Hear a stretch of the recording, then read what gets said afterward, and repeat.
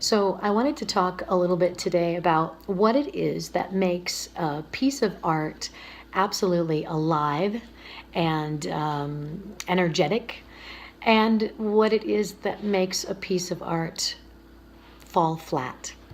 And most people might say that it is the viewer, it is the perspective of the viewer who either responds or doesn't respond to the art. But I would propose that there are two things coming into play here.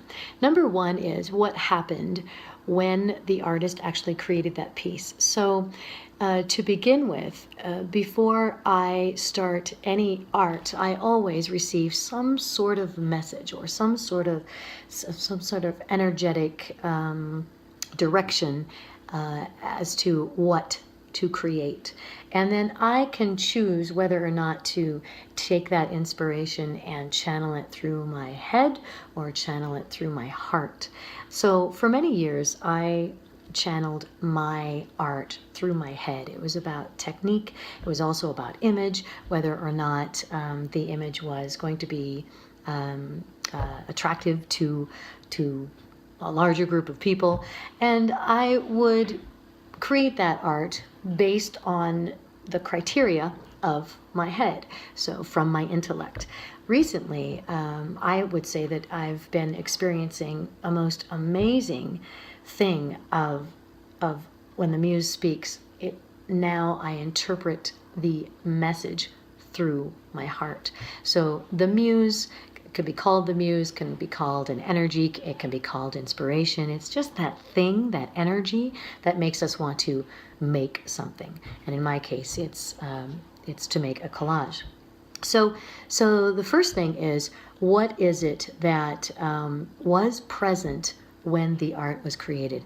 And what is actually in that final piece in terms of energy and truth? And then the second piece is then, of course, would be the viewer, and the viewer's ability to somewhat collaborate or play or interact with that muse, with the actual living piece of art. So and sometimes when art is created through the intellect, it can be flat and not have much energy. It will have some, but when it's created through the heart, it does have a true pulse and a true message. And so the person, or rather the viewer, then can either choose to play with that, to respond to it, to interact with it, to create something that's alive, which is a heartful response. So that's just something to play with, to think about, maybe when you go to make your next piece of art, or maybe when you go to view your next piece of art. And not only that, but you can think about some pieces of art that really made you feel completely inspired and moved you deeply. You got to know that there really is a living energy in both the art and, of course, in yourself. So just some things to think about. Thanks for listening.